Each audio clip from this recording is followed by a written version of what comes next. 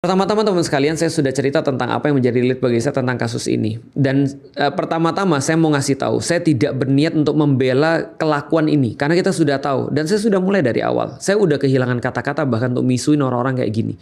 Kalau misalnya kita ketemu orang-orang kayak gini ya, mungkin bukan kata-kata lagi yang tepat untuk kita sampaikan kepada dia kan gitu.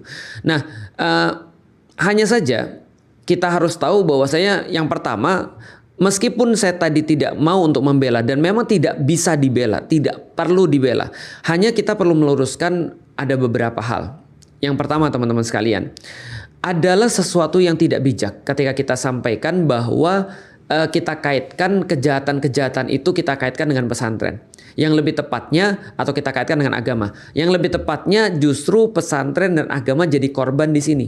Kenapa jadi korban di sini? Karena kalau kita lihat pesantren dan agama Islamnya justru melarang banget dan memberikan hukuman yang sangat berat pada pelaku-pelaku model-model kayak gini.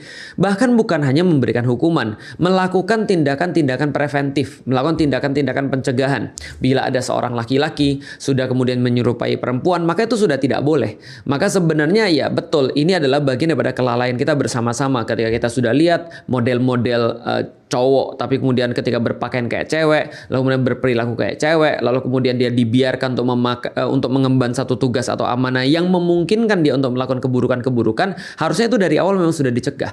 Islam adalah sebuah agama yang bukan hanya memberikan hukuman yang paling berat terhadap pelaku-pelaku pelecehan yang bersifat sesama jenis, tapi juga melakukan sebuah pencegahan. Maka sebenarnya kalau kita katakan bahwasanya pesantren dan agama itu disalahkan, saya agak kurang setuju sih dan agak kurang bijak. Dan sekali lagi saya tahu bahwasanya ini adalah sebuah kisah yang sangat memilukan, memalukan, perih.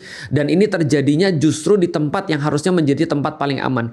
Tapi kita tidak membela hanya saja, tapi kita itu memberikan sebuah hal yang mendudukkan perkara yang seharusnya. Bahwasanya kita mendudukkan dan kita harusnya memosisikan pesantren ini dan agama ini menjadi sebuah korban. Bukan menjadi sebuah hal yang komplementer di dalam kejahatan itu sendiri. Jadi ini yang pertama kali harus kita lakukan.